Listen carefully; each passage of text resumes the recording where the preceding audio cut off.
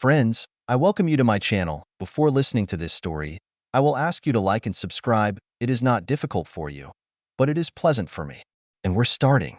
Sally and I were having dinner at the Chicken Coop, or, as the locals call it, the Chicken, the best local place that serves steaks, music, and dancing. When she walked in there, Henry Phillips came in right behind her. Whatever caught my attention, Sally turned to the door and then back to me. I didn't realize I was staring until Sally spoke up. God, Dwayne, try to put your eyeballs back in your head. And please shut your mouth. I was embarrassed, to say the least. It's just that the one with Henry was the most gorgeous creature I've ever seen in real life. She was 170 centimeters tall and weighed no more than 55 kilograms, but with shapes. To top it all off, she wore clothes that accentuated all the right features. High heels, a short skirt, a tight low-cut sweater, beautiful hair. Definitely not a typical girl from this small town. I haven't seen Henry in at least 7 years. It was then that he went to seek his fortune in the oil fields on the other side of the world. Rumor has it that Henry is doing well. Not insanely rich, but enough to live comfortably for the rest of his days. It also seemed to allow him to attract the type of woman who needed money. This does not mean that Henry did not have other advantages.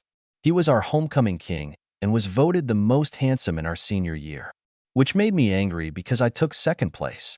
I could feel Sally's eyes still boring into me.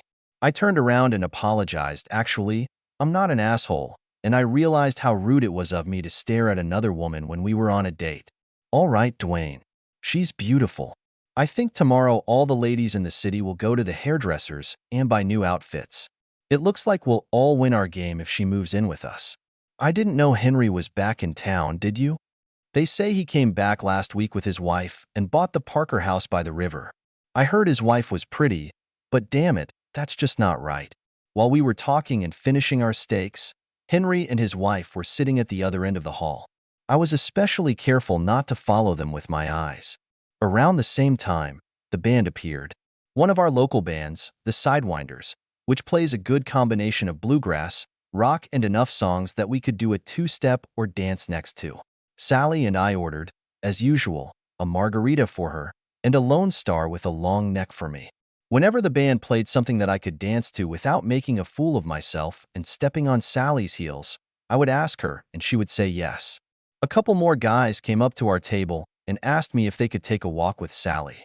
In most cases, I answered yes. The guys who hang out at the coop are good guys who will treat your girlfriend with respect, with one notable exception. The only guy I said no to knew the reason and didn't make a fuss. Watching Sally on the dance floor, I couldn't help but notice that Henry's wife was there, but not with Henry. I looked at Henry's table, and our eyes met by chance. I raised my beer in his direction and non-verbally offered to treat him. We were never close friends at school, but we were always friendly. Henry got up from the table and came over to me. Dwayne, Henry, how the hell are you? Okay, Dwayne, what about you? It's all right. Sally told me that you got married and came back to town. Yes, this is my wife in a red sweater. Ginny, a pretty girl. How long have you two been married? It's been 6 months. I was doing well in South America, and I decided to return home. I was finishing up some business in Dallas when I met Ginny. Is that Sally I saw you with? Yes, she returned to the city last year. We've been dating for the last few months. Really? I suppose. We had a conversation about exclusivity, but nothing about marriage yet. Henry looked into the distance, remembering something, and grinned. I still remember her in a cheerleader costume, bouncing up and down with that big smile. One day I invited her for a walk, and her old man met me at the door with a shotgun and sat me down to talk. He said that since I was 2 years older than her, it seemed to him that I thought she would be easy. I told him it was just a date, and I would bring her home before 11. He nodded, and then called her downstairs. Back then, I was a horny asshole and decided that this would be our last date. Henry smiled again. No offense, Dwayne, but I think she's prettier now than when we were in high school, and she was damn pretty back then. I smiled back to let Henry know that everything was fine, and we clinked our long necks in a toast. Do you and your wife want to join us at the table? That would be great. Ginny didn't have the opportunity to meet many people in the city. The band finished the song and Sally returned to the table. Henry went to get Ginny and returned to our table, where we were introduced to each other. The four of us listened to a few songs to talk for a while before the ladies went dancing again. I did my best not to ingratiate myself with Ginny, and I didn't ask her to dance, even though I wanted to more than I'm willing to admit. We broke up around midnight and made plans to meet sometime soon. Henry said something about boating on the lake. Over the next 3 months, we got together from time to time, only in pairs. Henry and I were still very different people who had little in common. I loved hunting and fishing, and Henry was still an athlete who played softball, basketball, and soccer. So we rarely spent time together, except with the ladies. But every time I was around Ginny, she seemed to enjoy teasing me. The first and only time on Henry's yacht is an example of this. That morning, Sally and I came with a picnic basket filled with food and drinks. Sally was wearing a beautiful bikini under her sundress. We board and Ginny comes out of the galley wearing one of the smallest bikinis I've ever seen. Later, when the two girls were sunbathing on the upper deck, Ginny took off her top to sunbathe a little on those perfect breasts. When I went over to hand the girls their drinks, my eyes stung. I was wearing sunglasses, but I couldn't fool Sally. That was the last time we spent time on the yacht with Henry and Ginny. It was early December, and Sally and I were on South Padre Island enjoying a weekend break when I asked her to marry me. Looking back, I think it probably ranks among the last places on the list of romantic proposals of all time. We had dinner at a good seafood restaurant. The couple sitting next to us got engaged recently, and it awakened something in me. Have you thought about getting married with you, Sally?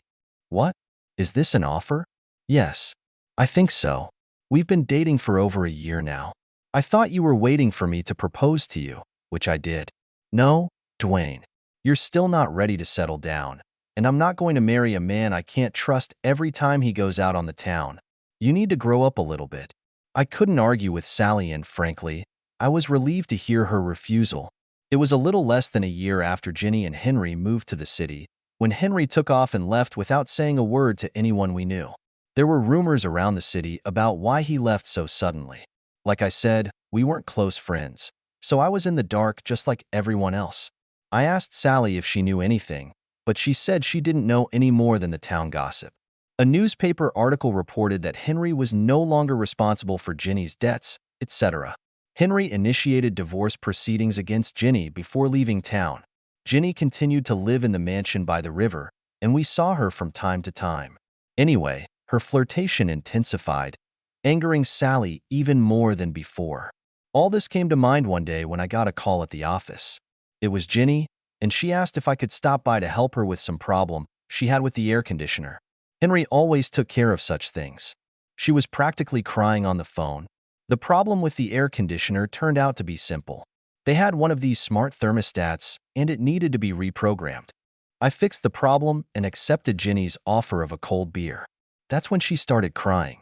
Dwayne, I do not know why Henry left me. I was a good wife. We made love almost every day while we were married. I've never refused him anything. While Ginny was talking, she seemed to move closer to me on the couch, as if she could move without moving. Or was I just too fascinated by her beauty? Then she was right next to me, and it happened. Our lips pressed against each other, and our tongues played together. The kiss lasted a minute before something clicked in my head. I pulled away. Ginny, I'm with Sally, and we swore to be exceptional. I can't do that. Oh, Dwayne, I'm sorry. I wouldn't ask you to break your word, but obviously we're made for each other. I won't try to seduce you again, at least until you break up with Sally. I'm sorry. Now the tears were flowing for real, and that's all it took for me to turn into the dumbest person I've ever known. When I told Sally that night that I was breaking up with her, she completely stunned me with her reaction. It's Ginny, isn't it? I didn't answer her, but it wasn't necessary. You're an idiot, Dwayne. I love you, but I'm not going to beg you to stay with me. That's the reason I didn't marry you when you asked. You're still a little boy in a man's body, and ever since that woman came to town, you've wanted her. Well, now you can have her. Sally didn't cry. She just walked out of my house, got into her Jeep, and drove away. Sometime later, and I'll come back to this later, I found out that Sally went home to her father and cried like a baby. A few weeks after our breakup, Sally moved to Austin, working in the governor's office on one of his personnel committees. I think I should stop here to explain why Ginny chose me over Henry, besides my good looks. It so happens that my family owns several thousand hectares of ranch land in this county and a controlling stake in the local community bank. Dad is the president of the bank. I've been working there since I graduated from SMU, and I was being groomed to take over Dad's position when he retires. In other words, we are wealthy. The day after my breakup with Sally, I was at Ginny's, and I rang the doorbell. 10 minutes after the doorbell rang, we were naked and I was kissing every square inch of her body. I saw almost everything her body had to offer when we were on Henry's yacht, but this was different. Ginny loosened her grip on my head and then lifted me up for a deep kiss, pulling on my ears. Use me, Dwayne. Is there a better feeling in the world? Ginny and I didn't bother to get dressed until the end of the weekend. We ate, swam, watched TV. Everything we did that weekend we did completely naked except for the time when I put a couple of steaks on the grill in an apron. I've never met a woman so confident in her body. Any other woman I knew would have found some imperfection in her appearance. Even Sally, who I couldn't find a single flaw in, would have seen something that she would have wanted to be different, more perfect. Not Ginny. She knew she was perfect. If she were asked, "What would you change in your body or appearance?" Ginny would have replied, "Nothing." And I couldn't argue. Ginny and I became instant friends. And within 2 months, she convinced me that we needed to get married as soon as her divorce from Henry became final. I bought her a 2-carat diamond engagement ring and moved into the mansion. That's when I found out that Ginny was relatively broke for the house. There was a steep mortgage on the house, and the monthly payments were $3,900. During the divorce, Ginny received a house and a one-time payment of $100,000, which, taking into account mortgage payments and other bills, would not have been enough for 2 years at the rate at which she spends money. Perhaps Henry wasn't as rich as people assumed. Henry left a lot of personal belongings in the house. When I was taking apart his closet to put my things there, I couldn't help but notice the names on his suits and other clothes. Everything is from leading designers, made from the best materials. It's a pity that Henry was a few centimeters shorter and a few kilograms thinner than me. None of Henry's clothes fit me, and they were all packed in plastic bags that Ginny took to a thrift store in Dallas. All but one pair of shoes. While loading the bags, Ginny took a pair of shoes and held them up to my eyes. "What size shoes do you wear?" "The 11th. "Why did you ask?" "Henry too. They cost over $500, and he only wore them once. I chose these. They are beautiful." I had to admit that Ginny was right. The shoes were beautiful and went well with my gray suit. I tried on the shoes and found that Henry has a width of 11D, while I have a width of 11E. But they looked so damn good that I decided to keep them, even though the shoes were pinching my feet.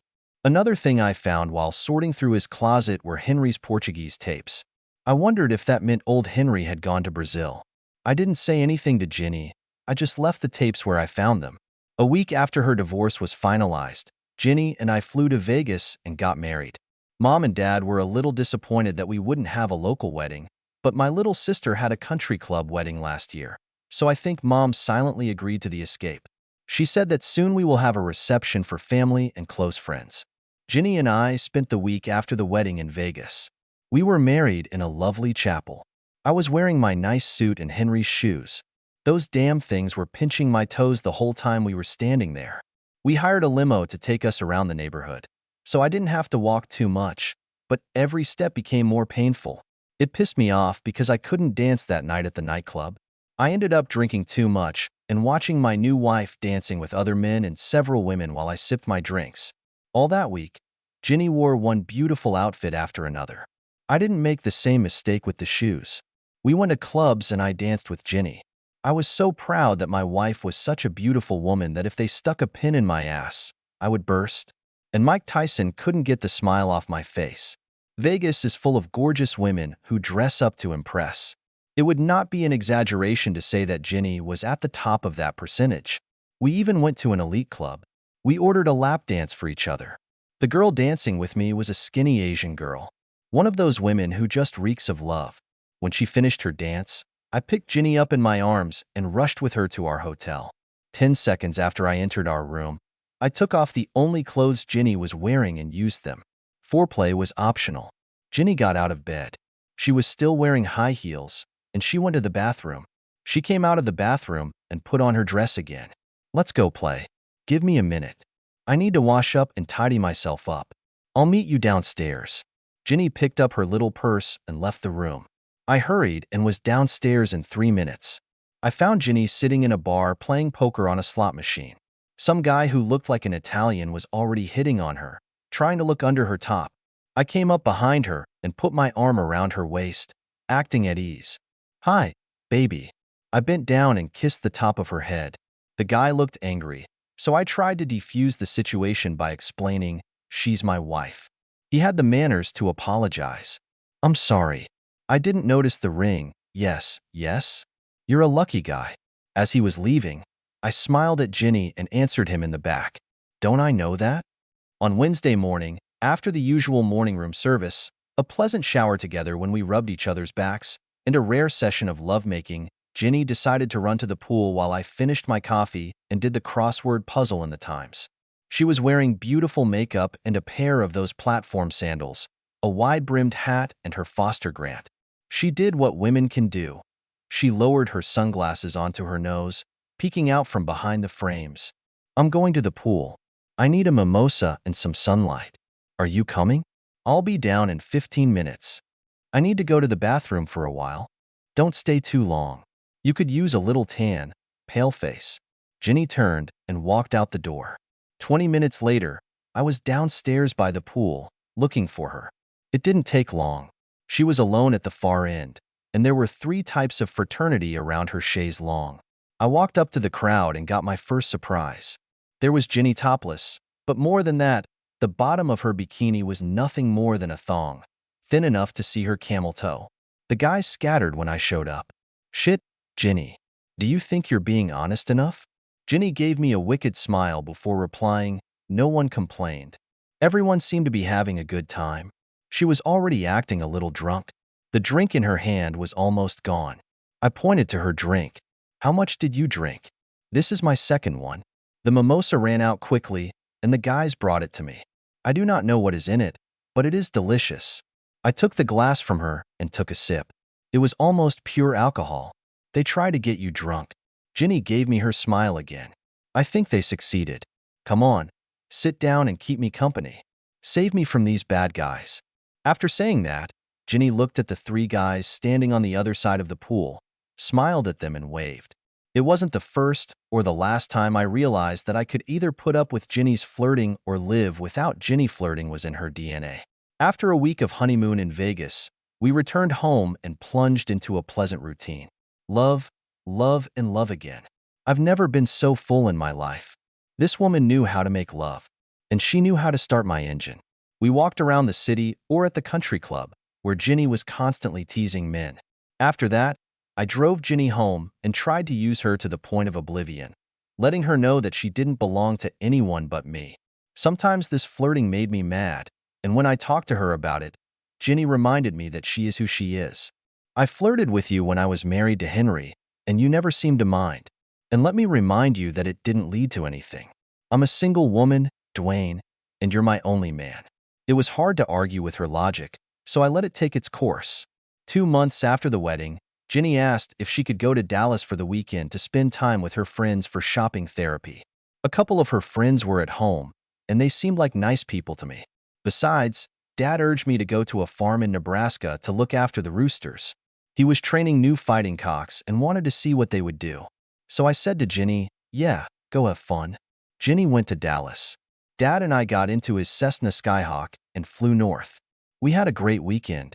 Springer did her job, and on Saturday and Sunday morning, the owner released 10 birds. Springer lowered all but one and took all the birds that we shot. Ginny came home on Sunday and found me at the grill, ready to grill some pheasant breasts that I had brought. We ate, talked about our weekend, and the love of welcome home was fantastic. After this weekend, Ginny asked to visit her friends about once a month. I didn't mind because I was spending this weekend hunting or fishing. Every time she came home, she was hotter than a flame to get into my pants and get what I need, as she put it. What the fuck? I got out of the pool and told Ginny that I had to go back to the office to meet with a client. I rinsed in the master's shower, got dressed, and headed to the city. Once at my desk, I stopped to reflect, perhaps for the first time, on my marriage and relationship with Ginny. Of course, love was not of this world. And it was fantastic to have such a beautiful woman at your disposal. Wait, did I just think for myself? It was obvious now that I was sharing it with someone else, but with whom? When I analyzed all this, I realized that we have so little in common. Books? Ginny didn't read anything except fashion and personality magazines. TV? She was watching reality shows that I hated, and I had to leave the room. Outdoors? Ginny's idea was that she ran out of ice for a drink. Music? Nope. And so on down the list. Ginny and I had something in common. We both loved Ginny. I picked up the phone and called Ed Johnson, the detective agency we used to investigate and vet staff. Ed and I discussed the situation and agreed on a plan. He also advised me to contact our lawyer to start working on protecting my financial interests. I knew I couldn't pretend for 3 or 4 weeks until Ginny's next trip to Dallas. So, after we made love that night, I made up a story about another hunting trip with Dad and told Ginny that she could take the opportunity to go shopping. Ginny jumped at the chance. Dad and I were hanging out at the ranch that weekend, and Ginny went to Dallas. It was a long weekend and not necessarily a sober one. Late Monday morning, Ed was sitting in my office. "Dwayne, do you know a friend of Ginny's named Janet Kelly?" "No, I don't remember anything. She is not one of the women who have been to our house." "Why did you ask?" "That's who Ginny stayed with this weekend. She's a Dallas Cowboy cheerleader, and this fox is kind of in the same league as Ginny. The two of them went out on a Friday night, dressed stunningly. It was damn hard to keep an eye on them when they left Janet's apartment. The taxi has really complicated the surveillance. That's why we had to use 3 operatives and why it cost you a tidy sum." "Sorry." "Come on, Ed. I know you're stalling. I'm not going to break down and cry on your shoulder. What did you find?" "The two of them went to the club. They drank, danced, and, in general, behaved like a couple of single women in search of adventure. They picked up 2 guys and spent the night at a friend's apartment. We were watching the apartment, and the guys didn't leave until 8 the next morning. Unfortunately, there is no evidence that your wife did anything that night. That would be circumstantial evidence. That's why we had to follow them again on Saturday. We were lucky on Saturday." "Sorry, that didn't sound right." Ed looked embarrassed when he apologized. "You can't just say that. Your wife is a fool. I had a husband and wife team with me, and it was a stroke of luck. Ginny and her friend went to the club. My team was able to get there because they were a couple. Did they have photos? No, there is a strict regime in these places. There is no way to install any kind of camera in the back rooms where love takes place. I have photos of her entrance and exit, but nothing from the inside. My people will sign affidavits about what they witnessed. They have already written their reports and will testify in court, which should be enough for any court decision." Ed and I finished our business, and I kept my promise. I didn't cry on Ed's shoulder.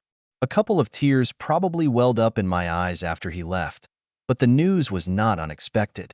Ever since I saw that damn hickey, I knew something was going on, even though the club was a surprise. I assumed she had a boyfriend in Dallas, not that she was trying to sleep with everyone in town. I called my lawyer and asked her to finish the paperwork and record it all. Then the thought hit me like a ton of bricks. I called Ed. "Hey, Ed, did Ginny use protection at the club?" "Yes, this is another thing that this institution adheres to. No love without protection." "Thanks, Ed." I hung up the phone. Well, that was a relief, although it didn't guarantee that she'd used them on Friday night or any other of the previous weekends. I made a note to undergo an examination.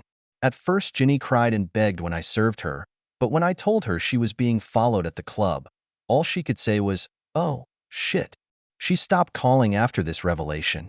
The divorce went better than expected. Ginny invited some fancy lawyer from Dallas. My lawyer kicked his new ass in court.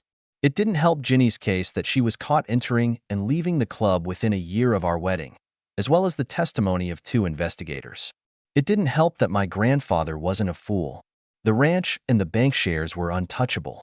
And the fact that we filed a lawsuit in our district didn't help. We had the advantage on the home field. Karen Davis, my lawyer, didn't do anything unethical, but she certainly knew how to play her cards the best way. In the end, I paid Ginny $30,000, and she had to pay for the lawyer's expenses herself. She kept her house, which Henry left her when he left. I walked out of the courthouse and looked around. It was a clear Texas morning. The sun was shining on the white courthouse, and on both sides of the steps were flowers planted by the Women's Committee to decorate Fort Travis. On the other side of the street, there were even more flowers around the two flagpoles in the center of the square. There were no more stars and stripes in the city. Of course, when the council voted for it, there was a lot to do. More than a few men from Fort Travis fought, and half of them died, for the Confederacy. The uproar subsided when Jake Olson proposed replacing the Confederate flag with a prisoner of war flag. 3 boys from this district died in Vietnam, and feelings still haven't subsided.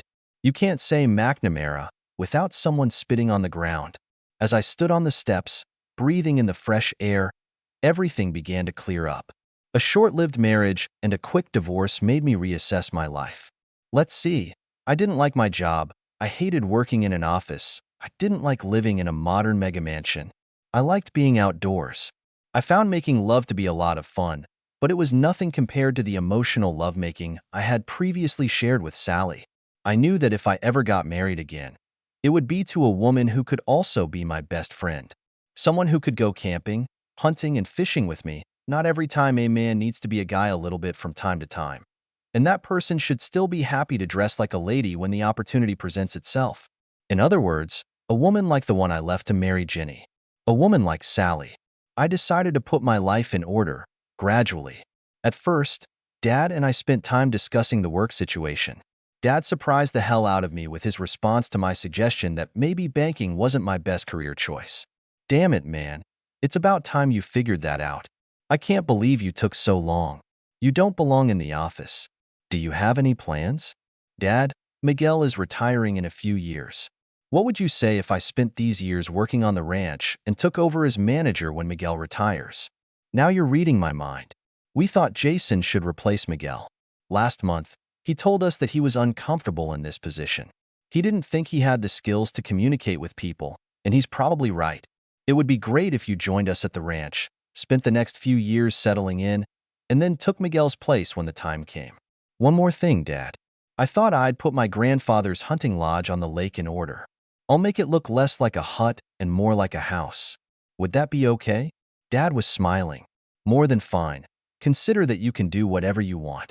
2 weeks later, I started the next stage of my life. I was 29 and I had never been so happy. I did every dirty job on the ranch. It wasn't that I didn't spend time there in the summer working there, but it was different now.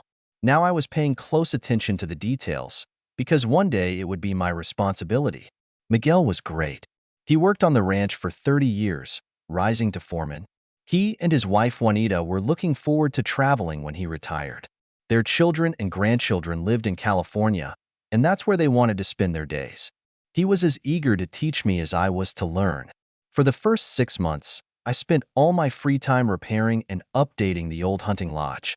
It was a log house, and the logs were in decent condition, but I hired a team to sandblast the outside before applying a layer of stain to them and resealing the cracks between the logs. What a lousy, time-consuming job.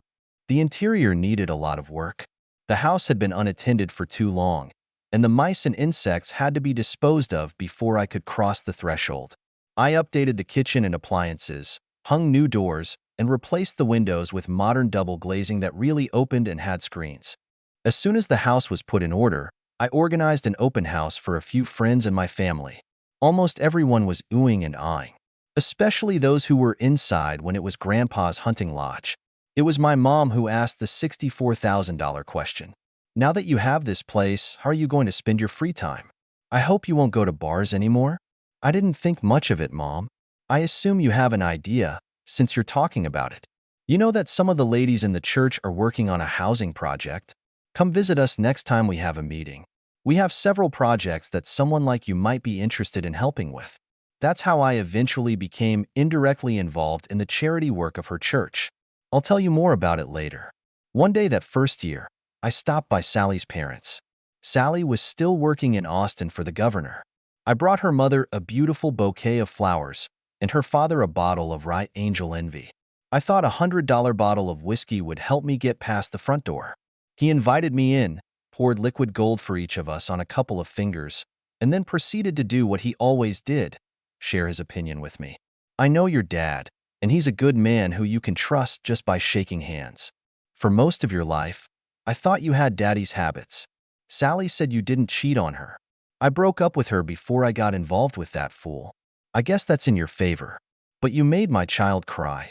Every man in life has a chance to be stupid. I won't stand in your way if that's what Sally wants. But let me warn you, if you make my baby cry a second time, I'll hunt you down and kick your ass.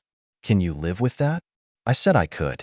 We sat for another half hour filming this shit. We planned to go fishing together. I invited him to join my dad and me the next time we go to Nebraska.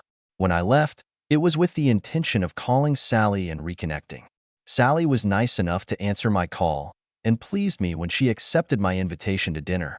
We ate at a place around the corner from her apartment in Austin.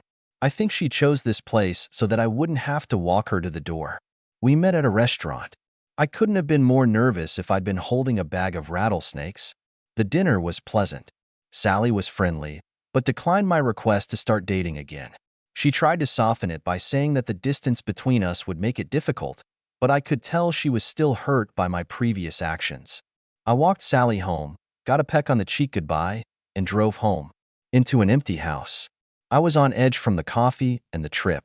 So, I sat on the porch with a nightcap and looked at the millions of stars of that bright night. Things didn't go as planned, but I vowed not to screw up again. I would take my disappointment like an adult. I didn't go on dates very often. I just didn't feel any interest. I also didn't have love for over a year after the divorce. It wasn't easy. No love, until one night I saw Rosie at the Chicken. At one time, Rosie was quite a wild child. She had a reputation for being an easygoing girl, not making love to everyone, just the kind of girl who doesn't wait for a third date before being in the back seat. I didn't have that pleasure then. She was too young for me. Rosie went to college and came back a different woman. She worked at a credit union in the finance department. Rosie and I were chatting at the bar. I must have drunk too much beer because I blurted out everything about losing Sally, what I was looking for in my wife, and how I tried to keep it to myself until I found the right woman.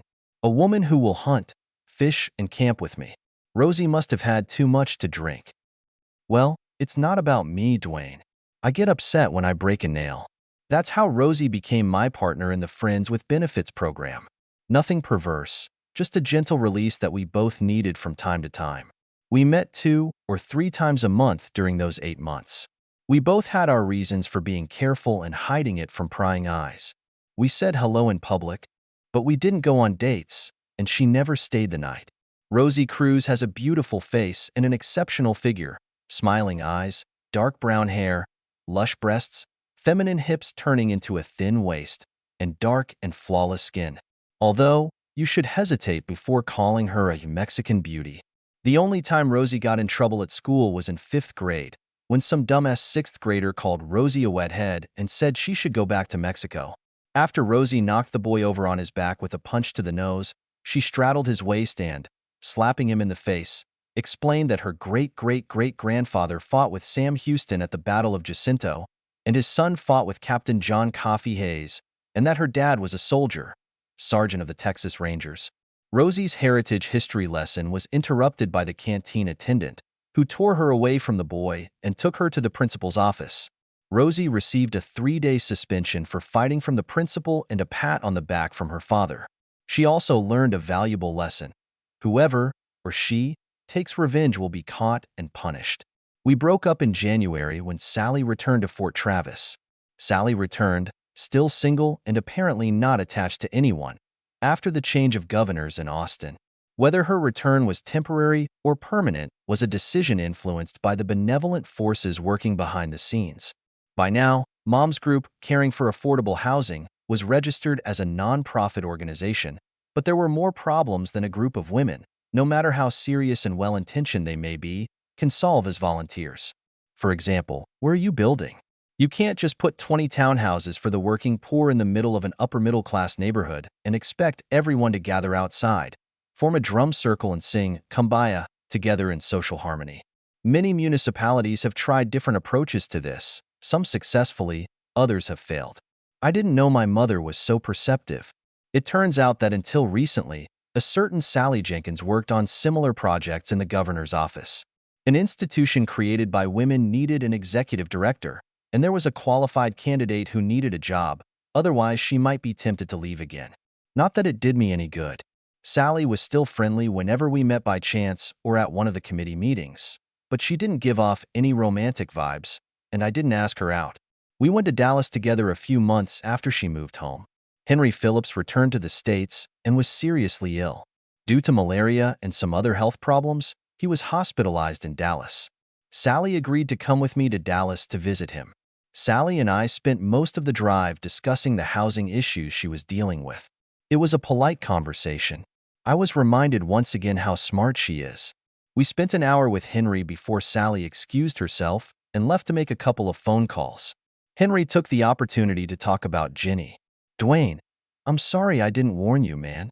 When I found out Ginny was cheating on me, all I could think about was getting the hell out of Dodge. I thought that most people already know and are laughing at me behind my back. I didn't think you'd leave Sally and go there. I thought you and Sally were doing well." There was no point arguing with Henry, especially when he was right. "Well, I was stupid. I want you to know something. I never touched Ginny before your divorce. And I didn't know she'd left you. Obviously, because it took me 6 months to realize that she was cheating on me. I would have told you if I had known." Around this time, Sally returned to the room and we changed the subject. Henry told us a few more stories. What it was like in the Amazon jungle. "I need a favor, Dwayne, and it's a big favor, so feel free to say no. I need someone I trust, on a personal and financial level, to go to Brazil and promote my business there. I can tell you the names of my partner, banker, lawyer, and business contacts. I know that I can be fooled. It's just the way it works, especially out there in the oil business. But if I can get back 25% of what belongs to me, I'll calm down for a while. I'll give you 20% of what you bring back." As you can imagine, Henry's request came from left field, and I couldn't answer him right then. He told me to call him back when I had time to think about it, and with any questions. One obstacle was obvious. I don't speak Portuguese. You know Spanish. You can learn a little Portuguese. With your Spanish, English, and 100 words in Portuguese, you will succeed. You need to call me back as soon as possible. Every week my share will decrease. We have stopped there for now. Visiting hours were over, and it was time to go home. Sally and I were on our way back from Dallas. It was quiet in the car on the way home. Sally was lost in thought until she broke the silence. "Are you thinking about it? Go to Brazil?" "Yes. Miguel still has at least a year to retire, and I need to somehow gather my strength during this time. There's nothing holding me back in Fort Travis right now. I thought you and I had a chance when you came back to town, but I see that I've ruined everything." There were tears in Sally's eyes. "Will you be careful?" "I have no desire to die, if that's what you're asking. I'll be as careful as I can." Sally looked at me when I dropped her off at her parents' house. She even kissed me on the lips. "Please promise me you'll be careful." She ran to the door. And that's how I ended up in Brazil. Mom was against it. Dad did too. But he still had the old, "this is what men do" attitude, and he didn't mind. A week later, I took a flight from Dallas to Sao Paulo. My Brazilian adventure turned out to be less dangerous than expected, which was fine with me.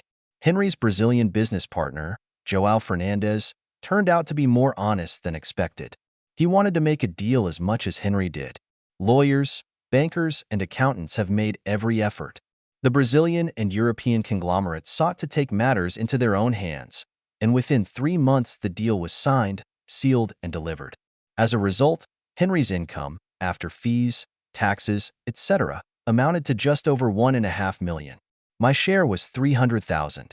Not bad for a job of just over 3 months.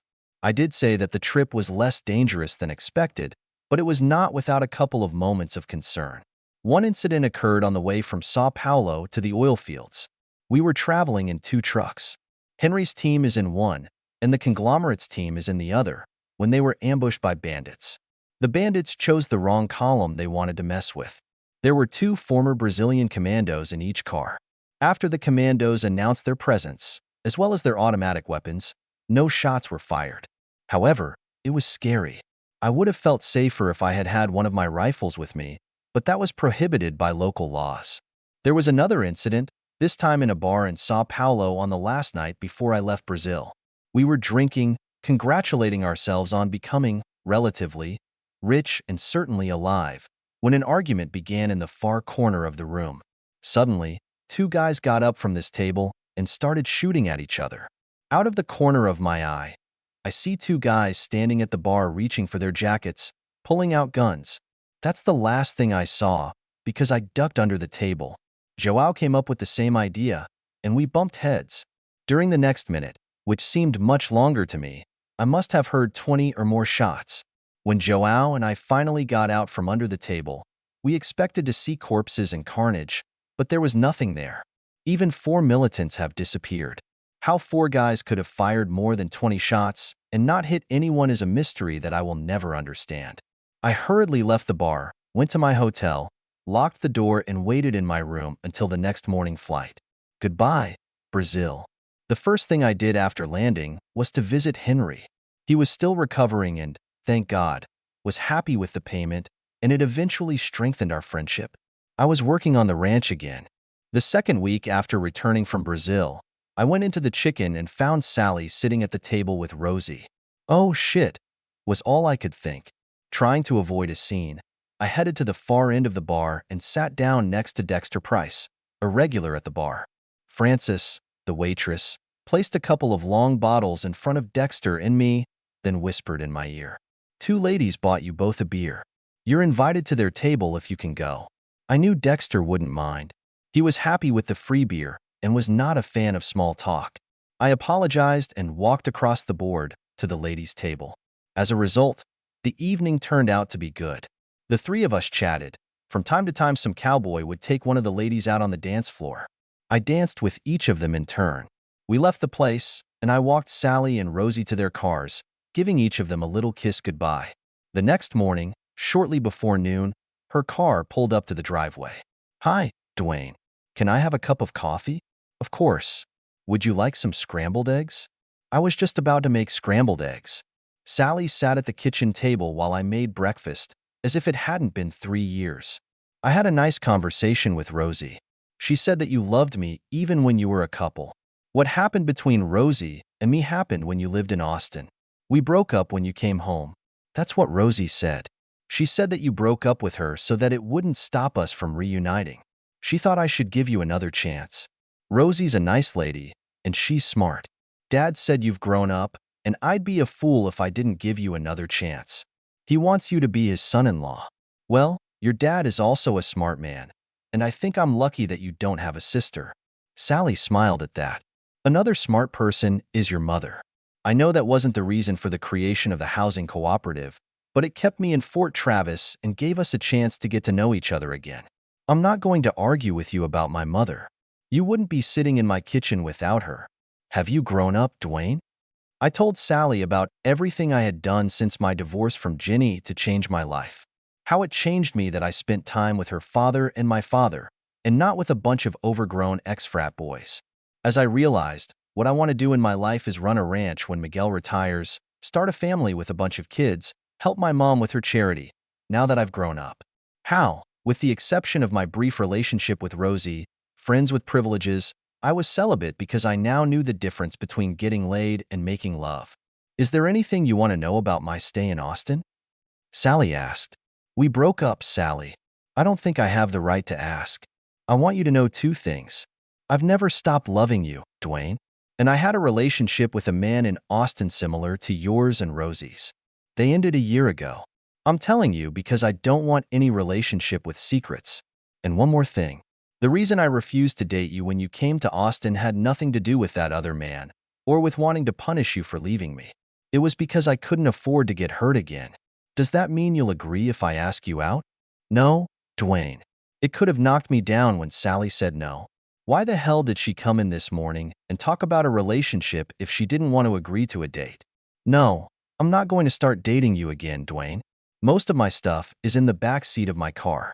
If you want a relationship with me, help me bring it to yours, or rather to our house. I jumped up, grabbed Sally, hugged and kissed her, spun her around and kissed her again. My feet weren't touching the porch when I ran up to her car to start moving her things to our house. We called both pairs of parents to let them know. Sally had already told us, of course, and all 4 parents joined us for dinner at the cottage that evening. When Mom and I were alone in the kitchen for a minute, she took a ring out of her pocket. I've been saving this for you. It was your grandmother's ring. If you like it, you can give it to Sally. I hope Sally likes it. If I know this girl, she will treasure it. I'm giving it to you now because I think you've stopped being stupid. Yes, Mom. Mom was right. Sally liked Grandma's ring. As soon as my parents left that evening, I got down on one knee and asked Sally to marry me, handing her the ring. Sally said yes before jumping into my arms. That night we made love for the first time in 3 years. It was magical. The epilogue. Well, it seems like people always want to know how things turned out for everyone, and I'm going to tell you. Sally and I got married, and we have 4 children, 1 boy and 3 girls. Before Sally had our first baby girl, she built 30 new low-income housing units. It may not seem like much, but it meant decent homes for 30 families who had previously been unable to live in the area, and it was a good start. Someone else can continue. Sally is my best friend. How many wives can claim that they went down the Colorado River in the Grand Canyon in the 5th month of pregnancy? This was her 4th pregnancy, and by that time she was a model of pregnant, fit, and active. I can't count how many nights we've slept together under the stars, whether it's on a ranch or in one of the 24 national parks we visited. And you've never seen anyone, man or woman, who could put a fly in exactly the place in the river it's aiming for, no matter what wind blows from the river. Now we have an agreement. She catches them, I peel them and fry them in a pan. Miguel did retire the following year, and I became a foreman for the next 10 years. Then, when Jeb Davison retired, I ran the entire family cattle business. More desk work than I'd like, but I still go outside when I can. After all, I'm the boss. 5 years after leaving Brazil, I received a letter from João. The mystery of the restaurant shootout was revealed when one of the 4 participants wrote about it. The guys at the far table were lieutenants of a rival gang, and the 2 in the bar were their bodyguards. When the insult was uttered, the first 2 started shooting, hitting each other in the chest. 2 bodyguards shot at the rival lieutenants, then at each other. But everyone was wearing heavy body armor, and the 9mm bullets did nothing but bruise. One of the bodyguards did receive a wound in his forearm, but all 4 left the restaurant before the blood hit the floor. One wrote that there is now a statue of St. Jude behind the bar, next to 3 bullet holes in the rearview mirror, right behind where the bartender stood, frozen and unharmed. Locals call it the miracle of Alto do Paris. Sally and I introduced Rosie to Henry. It worked. Rosie could sit in the stands and watch Henry play basketball, softball, or whatever. She could cheer him up, and she never had to break a nail. They moved into the old house after they bought it from Ginny, but Rosie had to make repairs before moving in. They have 2 children of their own, and we all get together at least once a month. Ginny had already moved back to Dallas shortly after our divorce. The house was empty until Henry bought it back. Ginny's lawyer handled the sale of the house. No one knows, and none of us cares what eventually happened to Ginny. We know for sure that somewhere there is a guy who is being used royally, both physically and figuratively. And Dexter Price is still sitting at the chicken bar, drinking a long neck and going about his business.